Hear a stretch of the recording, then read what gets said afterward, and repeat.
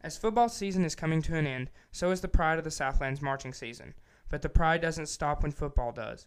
Basketball starts up and a select few members are a part of the basketball Pep Bands. The bands include an 80-member group for men's basketball and a 40-member group for women's basketball. Assistant Director of Bands Dr. Michael Stewart explains the process of auditions. It's actually a very competitive audition process. They will come in usually in October, about the middle of October, before the season starts, and they have a required exercise that they're supposed to play. And it's usually a short excerpt, maybe only about 2 minutes long, if that. And they'll come in and they'll play it for someone here at the School of Music, whether it's myself or whether it's one of our grad students. And at that point, we basically have to fill the spots in the band. Again, we've got 80 members, but those 80 members have to be split up so that the band sounds good. So we can't have 80 trumpet players or 79 trumpet players and a drummer. We got to have a certain number of sousaphones, a certain number of baritones, trumpets, so on, clarinets. And then those members are selected based on the spots that are available. After the audition process, that is when the students begin to devote their time to the organization. The students, we don't get an opportunity to practice. A lot of other universities our size will have at least one rehearsal, sometimes even 2 rehearsals a week on top of the basketball games. But for us, we meet an hour before every single basketball game, every home game. And then we rehearse for about 20 minutes, and then we go right on over to the arena. And the students, as I said, they play at every single home game. So they're usually required to be there for it usually comes out to about 17 or 18 home games for the men and about 17 home games for the Lady Vols.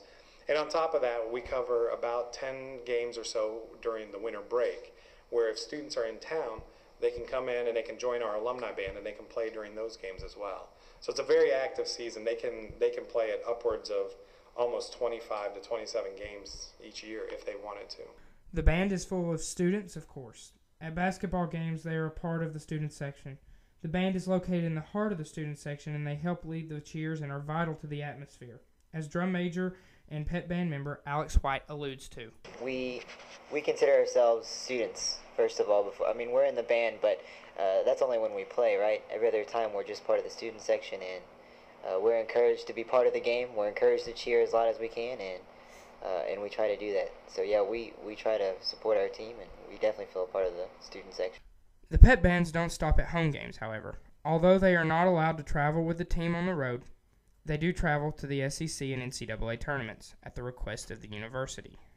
The basketball Pep Bands prove to be a vital part of the experience for students and fans and all visiting teams who have to listen to Rocky Top while talking it over during timeouts on the sideline. We get a lot of comments, especially when we go to NCAA and especially SEC tournaments. When we go to tournaments and we're allowed to take 29 members plus myself to these tournaments. You see the anger, and especially, like I said, with the SEC schools, because they hear it every year, all year long.